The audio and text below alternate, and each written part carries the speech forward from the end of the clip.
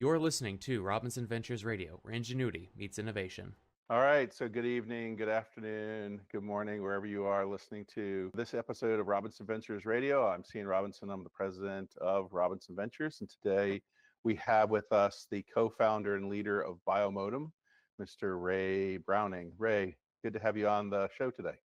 Thanks, Cian. It's great to be here. I appreciate the invitation. Can you talk to a little bit about your professional and personal journey? I mean, you and I met through a mutual connection. You were at that time raising a round of financing. And what struck me was like when I started looking through your CV and I saw Nike in there and I saw the doctoral degree and I'm like, okay, I have to talk to this guy about how does one jump from working at Nike to working and creating a company like Biomotum? So I've had a very diverse set of professional experiences. I don't tend to call it a career because a career to me sort of seems to indicate some plan, which my journey's been a little bit more serendipitous. I think the theme that runs through it, though, is I've always been really interested and passionate about human movement. And that has included for me, I was trained as a mechanical engineer. My first job out of college was at Rollins Sporting Goods in St. Louis, Missouri, but I got shipped off to Haiti to work in the baseball factory.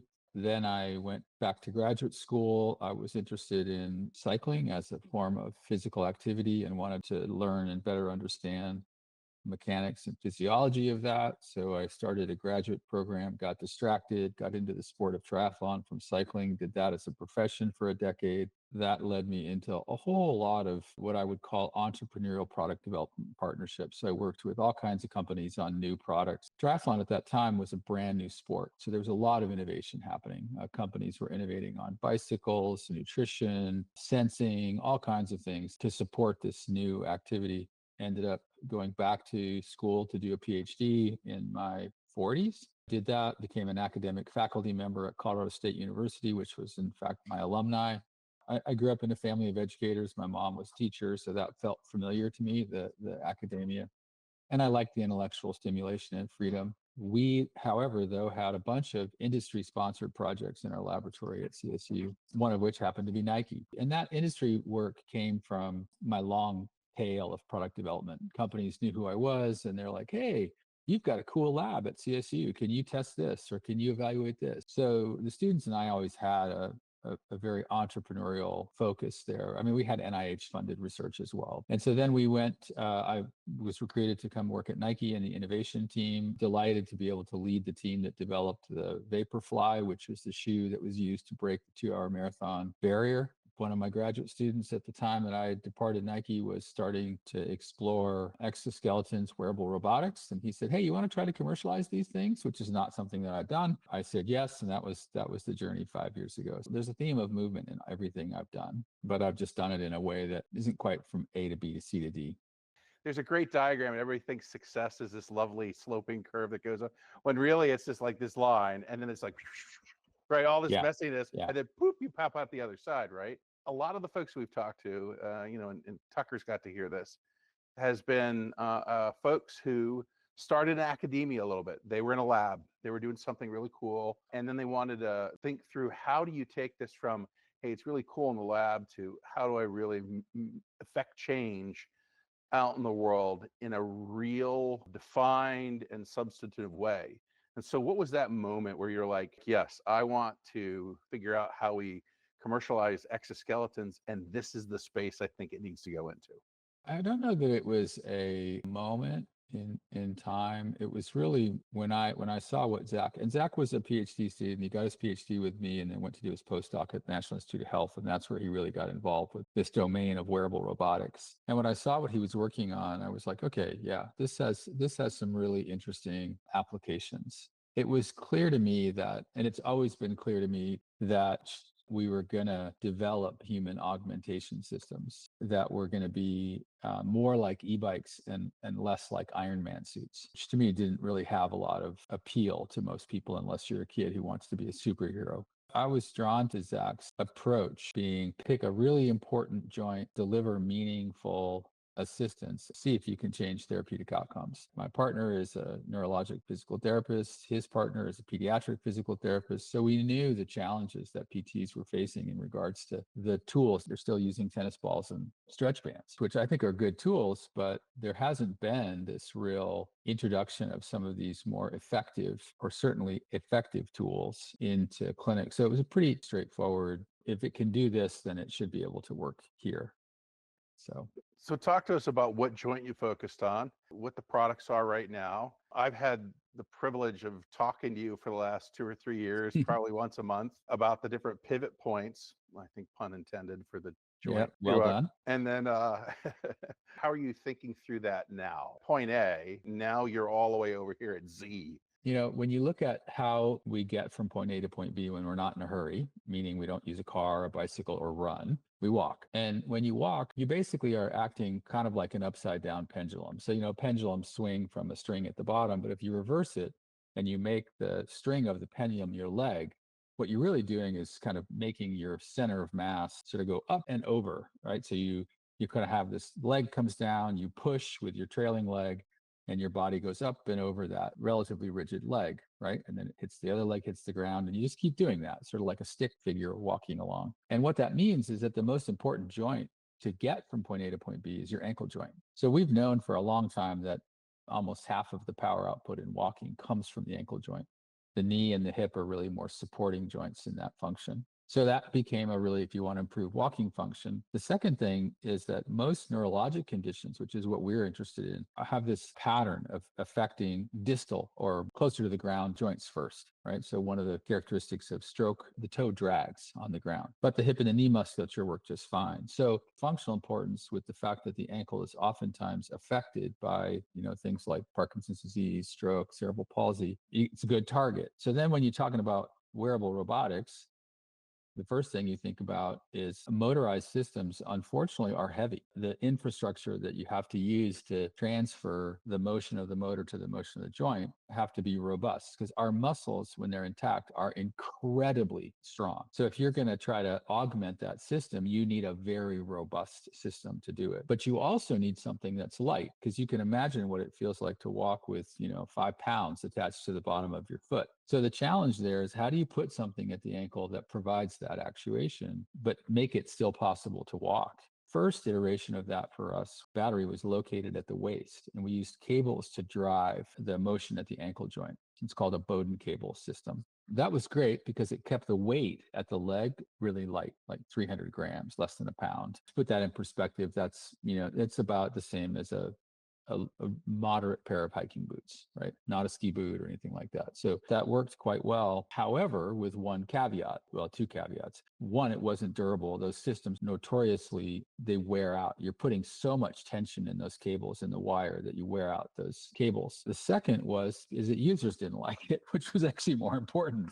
Because it was cables, it was from the waist pack to the foot was about 3 feet, about half the size of a person, right? So you've got this system and you lay it on a table, and nobody would pick it up. They were like afraid of it. Like, I don't want to break anything. And, it looked complicated. If the therapist isn't going to pick it up, it isn't going to get used. And if it isn't used, there's going to be nobody to buy it. The thing that we did is we said, hey, can we move the actuation system down below the knee and try to make a lightweight actuation system, and then keep the battery up at the waist, but just have a simple cable that runs down, a little power cable. And that's what we're working on now. And that design is finishing up this month. We did do some testing with some prototypes and found that users really preferred the system where most of the components were at the leg. So that's kind of a design iteration of our primary powered product. But the second thing that happened was, as we've been conducting a lot of clinical research, the device in general, people think of it as, it's a little bit like an e-bike for your feet. The more you push, the more assistance at the ankle joint the device gives you while you walk. So we did experiments where first we had people walk with, it was just providing them assistance. And then Zach did something really interesting. He said, at some point people are going to be able to walk with assistance, but that they probably really need resistance. They need to get stronger. The design allows you to change the direction of the torque. So you can actually make it harder to walk. When we did that, we found it was really effective. If you have resistance and you make walking more difficult, you don't need a motor to do that. But if you're just trying to provide resistance while your foot's on the ground, you can do that with a spring. And so we've developed a second device which doesn't use a motor, but uses a spring where you can literally in 2 seconds change the stiffness of the spring. And because we're good at sensing and understanding what's happening at the ankle joint, we can quantify how well you're moving and provide real-time biofeedback. While you're walking, it's giving you an auditory signal as to the quality of your movement. And the therapist can set the stiffness so that you maximize the functional range of motion and use of the ankle joint. Our thinking is you have the powered device for more impaired individuals early on that need the assistance. Once they're capable of going into a resistance mode, you can use this other product.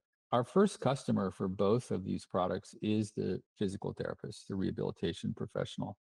And the reason for that is very purposeful. Those clinicians establish long relationships with their patients. They generally are, for neurologic conditions, weeks to months that they're seeing them. So it's multiple visits over long periods of time. And if they're using a technology and it's working well for them and the patient is engaged and loves to see the improvements, when we get to the point where they're discharging them, what we want to be able to say is, hey, there's a personal use version of this. You're going to still need some support and bracing, and maybe it's active, maybe it's passive. This company makes a device for you to bring home. And so we're starting in rehab, but that's a relatively small market because it's one to many. You have one device, it's serving multiple patients, which our device can do. But that's the beginning of the pathway to build brand recognition, and you have a really effective suite of products that then in 2 years' time, we'll say there's derivations of those products which are now available for in-home use, assistive device use. The delivery mechanism there your customer is the orthotist who fits and makes sure that the device is appropriate for the patient. That goes along with that, Ray, are the different ways that people get paid for using the products, right? If you're sitting there and saying, okay, we're going to buy this one product, it's going to stay in clinic, and then every time I use it, that's one way that they're then able to drop a bill. And let's face it, right? At the end of the day, we are trying to do good and do well at the same time, right? Yeah. So there's one payment modality there, and then there's the payment modality of I am prescribing this, you are buying it, and you're taking it home, and that falls into a durable medical equipment payment modality. And what's interesting is you're working that journey of how to get it to the market and how to get this service device and durable medical equipment paid for. You're not only doing that in the US, you've done that in Australia, you're doing that in Canada. Your pathway in Australia has been more, I would say, expeditious. Your one in Canada is a little slower, but equally as fast, if you could use the term fast. And then the US is a much more rigorous, slower process right now, even though you've been able to get it's a 510K exemption, I believe it is, or something like that, or a fast track for you. So something I think is really important for us, we had to spend quite a bit of time thinking about people being all kinds of magic wands into physical therapy or neurorehabilitation. And what they don't often talk about is what the financial return on investment is. If you're selling, treadmills or exercise bands or other things, right? You're not talking about the revenue potential. We've developed what I consider to be a strong value proposition for the service provider. And it really hinges on three main things. One is that you can charge a different code when you're using our device because you're actually doing something called neuromuscular reeducation, and that's a higher paying code. So every 15 minutes you spend with a patient, you make more money because of our device. The second is because it's assistive, you can use an aid as compared to a PT to supervise the gait training that the person is doing. That's less expensive. That aid is being paid $30 an hour instead of 50 or 60. And so, but you're billing out at the same rate. So there's a benefit there. And the third thing is about 2/3 of patients don't finish their care because they're not engaged. They get tired of coming, they don't go. When you bring in new technology that they see rapid improvement in their function, they stay engaged. And if they stay engaged, they stay patients. And if they stay patients, guess what happens? You have higher demand.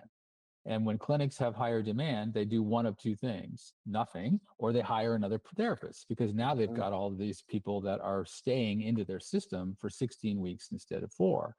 And so those three things, not to mention reputation and differentiation and all the other things, we've mapped all those out and we can point to the revenue, the additional revenue that a clinic can generate. And I think that's really, really important when it goes into the hands of the orthotist, the challenge obviously is always getting the K or L codes, that you can for Right. reimbursement. Right. And that's a process. I mean, there isn't any real way to short circuit that process. And for us, there isn't a code that's a perfect fit right now. While we're building out the rehabilitation landscape, we can be working on the reimbursement pathway for the personal use devices. We had the good fortune of being in an accelerator called Remarkable that was from the Cerebral Palsy Alliance, which is an Australian service provider for people with cerebral palsy and other conditions. And that gave us a significant insight into the Australian healthcare system and how it worked. And it works, not surprisingly, a lot different than the United States system does. Individuals with disabilities are part of what's called the National Disability Insurance Scheme, NDIS. It's a little bit like the VA, kind of, in terms of if you have a disability with the VA, then you have services that are provided. Learning about that healthcare system and how it operates differently made us really eager to participate in that marketplace. The point isn't to generate, huge amounts of revenue. The point is we're already registered there. They have a really interesting healthcare model, and it will allow us to get devices into the hands of clinicians and patients more rapidly and learn about how to establish improved product market fit. I cannot impress upon that enough. It's get the thing that you're building. I don't care if for you it's the exoskeleton, the device, right?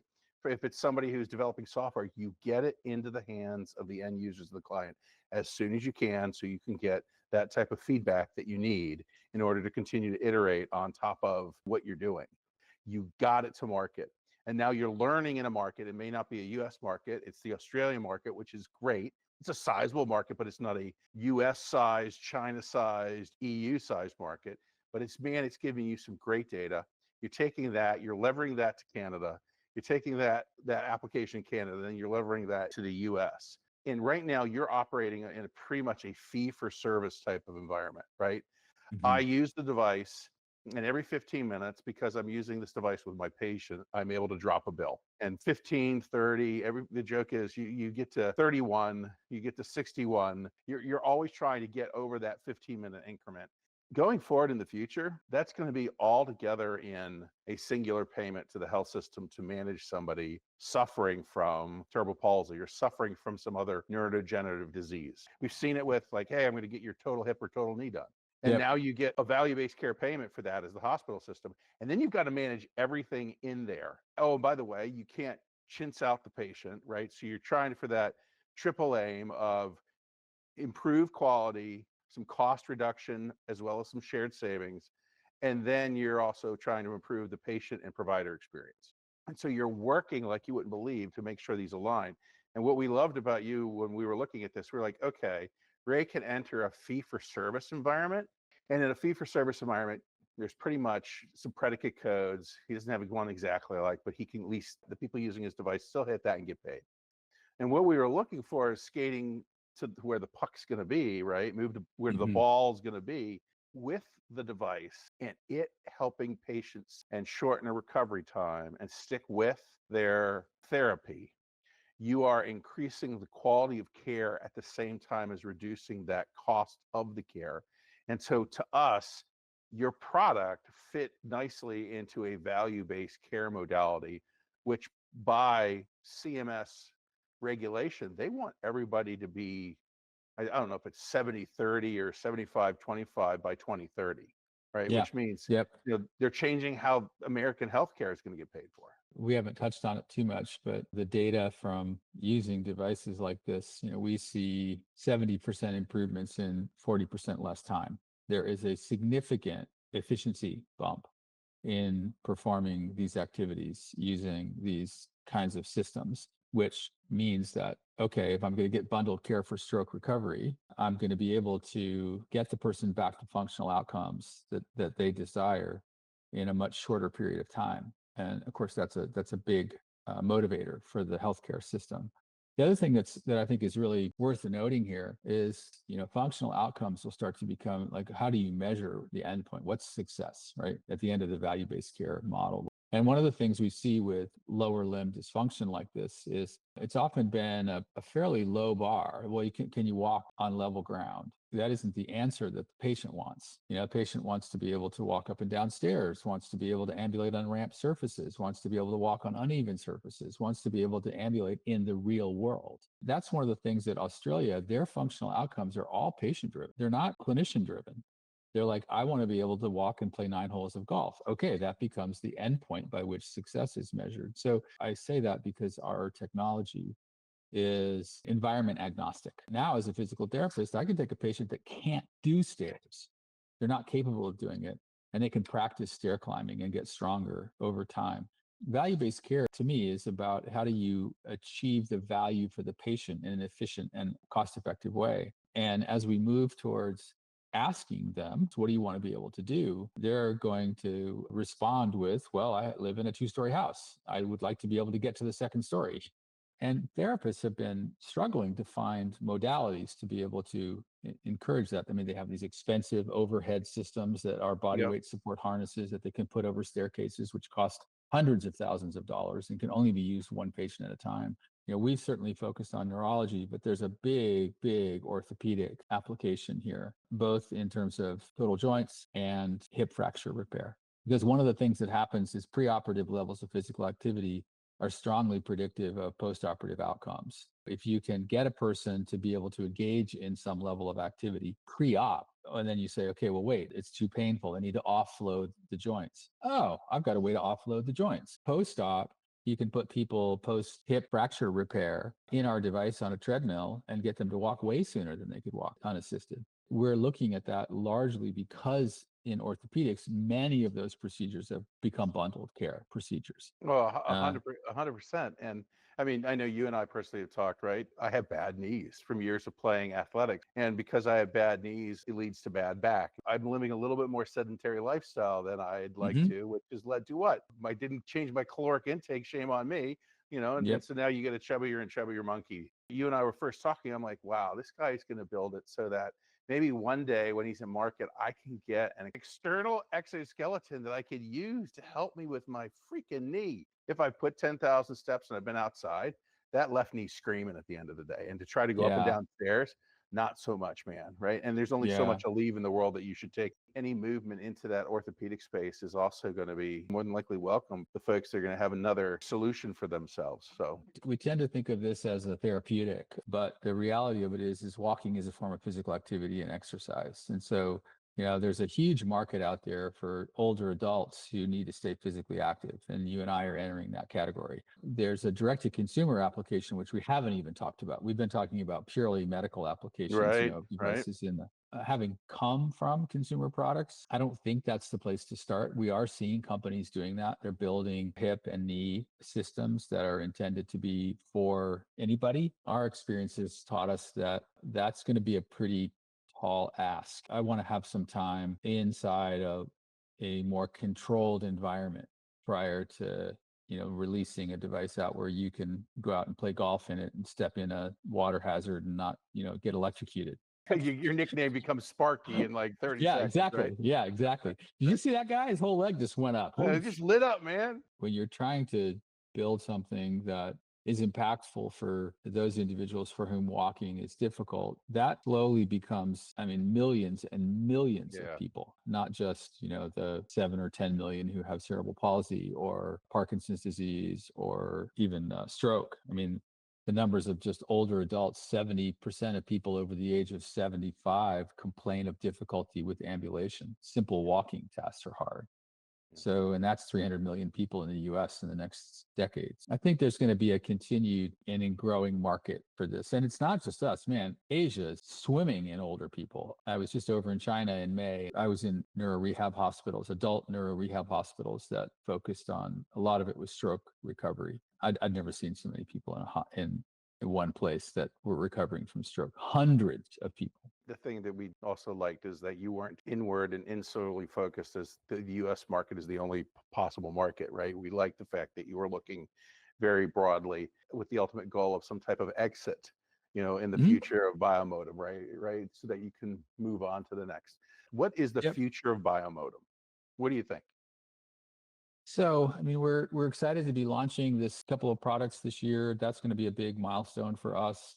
And then we'll be looking for strategic partners. Part of my reason for going to the AOPA conference this next week, American Orthoses and Prostheses Association, is to start to talk to the big strategics. And those strategics are both in O&P as well as in what I would call digital health. So Hinge, Sword, other entities that have been more software focused, but are going to, I think, come to see that hardware software combinations are viable. We have a lot of product ideas, but we're going to stay focused, get the ones that we have to market, start to work more closely with strategic partners with the hope of, becoming a portfolio in their suite of products that they offer. We're doing a Series A starting this fall to support the launch activities, the pre-launch and into the early go-to-market activities. And then that will set us up for being, I think, a very viable target for somebody in this space who has, built-in distribution network, built-in service centers, built-in relationships with clinicians. I don't see us as marching down that road alone. I think that's going to be, we'll be part of some other organization in a few years. All right, last two questions. The hardest thing you had to do during your time at Biomotum? Ooh, stay optimistic. I could agree with you on that. You and I, with our monthly chats, it's, for folks who are out there, life and the business throw a lot of stuff at you. And running a startup in healthcare and running a startup healthcare device company is not an easy road to hoe. Having to remain positive in the face of that adversity, it's a superpower. Because as the co-founder and the leader, everybody's looking to you to make sure that the ship isn't sinking and it's steaming and moving forward, right? Final question. What question didn't I ask you that I should have? How is this rapid development of artificial intelligence going to affect what you do and how your business works in the future? I think that's a question that is very much on our minds right now. And I think it's a question that's on clinicians' minds. We're in this sort of unknown space of, frankly, if I'm reading x-rays, I would have to know that my job isn't going to be around very much longer, right? As a radiologist, because it's like flying airplanes. I mean, computers have been flying airplanes for decades now. I'm really curious about how that's going to play out and how it's going to change healthcare. But the one thing that I'm most excited about is we see ourselves as an organization that supports people. Ultimately, there are people that use the technology that we have. It might be smart, it might be smarter, but I never want to lose sight of the fact that it's people. 100% Ray. What a great way to end today's podcast. It is 100% about the people. Yep. Thank you. You're welcome. Yeah, thanks for the opportunity, Cian.